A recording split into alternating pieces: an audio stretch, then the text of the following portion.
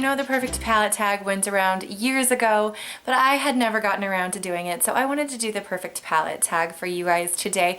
I think the tag originated with Melissa from I Love Faces, and I will link her channel below. She's great. She is a mom of a 20-something, and she's plus size, and she does fashion things, but she also loves makeup, and I like watching her. She has oilier skin than I do, so sometimes her foundation reviews don't work for me, but if my foundation reviews don't work for you, you might give her a try. She's really nice, so let her know I sent you guys over if you do check her out. But let's see, so let's get started.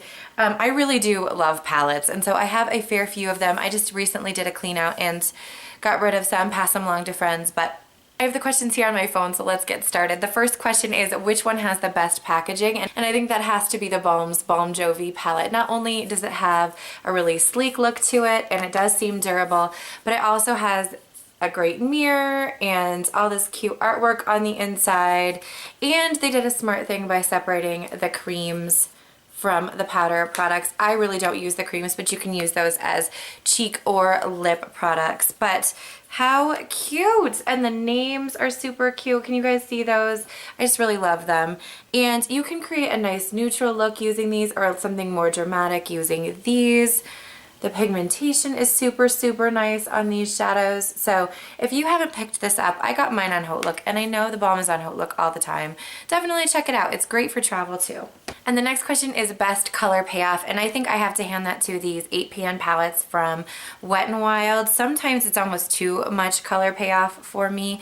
I like to, you know, build it up and build it up and build it up, but here are the colors. They're amazing. Look at that. Just amazing color payoff on those, and such a great bang for your buck. I think those are $5, but there's always sales and coupons for Wet n Wild. And the next question is most versatile, and I think a lot of people had the same response for that. That's got to be the Lorac Pro palette. Part of the reason that this is the most versatile, and I'm sure everyone mentioned this as well, is that it has shimmers and it has mattes, but it also has an incredible range of colors.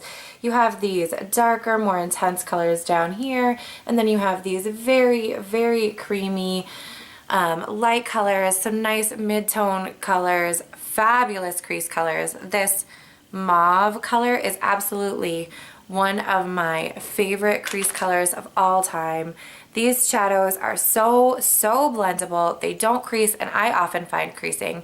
They look very vivid on your eyes. I love that. And then I think this palette's got to be, I think it's like $42. Maybe it's gone up in price, but it's what, 4, 8, 12, 16 shadows for that price, and they're great shadows. So this is really, really versatile. Really, again, another low profile. It's a cardboard packaging, but I've never had trouble traveling with this or had it open up on me. So if you haven't gotten your hands on the Lorac Pro yet, do it.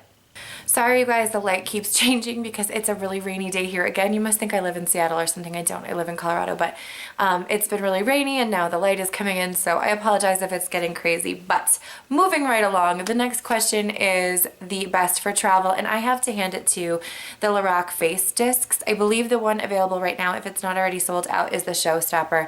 This is the Rainforest After Dark. If you see this on a blog sale, you guys snag it. Don't even question, just buy it. Although it was originally $38, so if you see it for like $75, I might pass. They're really nice and sturdy packaging. They have a good sized mirror, and they have 6 eyeshadows, a blush, a bronzer, and a highlight. And you guys, this one is so good for me. I love the neutral shades, the purple shades. This blush is so flattering on my skin tone.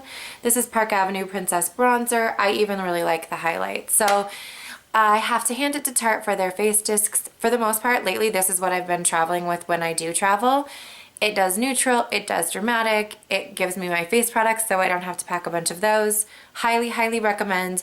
If you see these come out again and you don't hear me haul it, let me know. And I will pick up, I think, every face disc they ever make. Yes, I'm a true makeup addict. I was trying to keep this to actually one palette per answer, so my biggest regret was actually a little bit difficult for me. As somebody who really likes to pick up palettes, sometimes I pick them up and I really don't like them. But I think when I really think about it, my biggest regret has to be the Naked 3 palette. I know a lot of people love this, but for the price, it's $54 now. I think I picked it up when it was $52. I just don't I just don't love it. It does have a nice mirror. It does have nice shadows. It does come with a brush. I don't know. They're all, I mean, yes, yeah, I knew when I bought it they were all really similar and rosy toned, and that's good. But I don't know if it's just that the rosy tones in this particular palette don't work on me. I think I need a little bit cooler of rosy tones. The Lorac Unzipped works better for me. The shades are nice. I really do like Nooner, and I've used Buzz a lot, and I really like the highlight, which is called Strange. This is Nooner, Buzz, and Strange. It's nice. I just certainly would not spend $54 on that again. Those are those shades there. I mean, that highlight is gorgeous. It's a great laying down shade, super pigmented, really nice and creamy. But I think that some of the shades in that palette do have a lot of fallout. And again, I just don't know that it's the most flattering palette for my skin tone. If you guys are just joining me, I am a MAC NW20, so to give you guys an idea of what my skin tone means. And I think that the Balm has great color names, like that Balm Jovi palette, but I already mentioned it. So I wanted to mention Too Faced does such a stellar job with their color names. This is the Naturalized palette, one of my absolute most used palettes. It's what I'm wearing today. It has these adorable names like Silk Teddy and Nudie, Push Up, Honey Pot, Erotica, Sexpresso, super cute. And also these are really nice for travel. They're really small. I know I'm not selling that for this question, but you guys, it's just such a really nice palette, and they keep coming out with really cute ones. So definitely check those out if you like Too Faced shadows. And then we also have, let's see, the Least Used, which this was the other one that I was thinking of for my biggest regret, but I just never used this, you guys. I did a haul it on, and I'll link that below, where I used this, and it can't be the only time I've ever used it, but it might be one of like the 2 or 3 that I've ever used it. You can see that I used a tiny touch of the cool gray in the corner, and it's nice. I don't know what my deal is. I don't gravitate toward it. If I'm gonna pull out Lorac shadows, it's either going to be the Lorac, well, it's probably gonna be the Lorac Pro. But if it's not for some strange reason, then it's gonna be the Unzipped. I do like the Unzipped. It's sort of mid-range to me. It's neither like my favorite or my least favorite. Most used was certainly the hardest to figure out. I do love the Natural Eyes that I just mentioned, but the most used for me right now, and again, I'm sorry this reflects, is the IT Cosmetics Naturally Pretty Celebration palette. I don't have the Naturally Pretty, but I have a feeling that I'd be big into that right now too if I did have that. These are all matte shades, and this is sort of like a transforming shade that can add a little bit of sparkle, but it has the best range of colors. It has great laying colors, it has great brow bone highlights, it has excellent crease colors.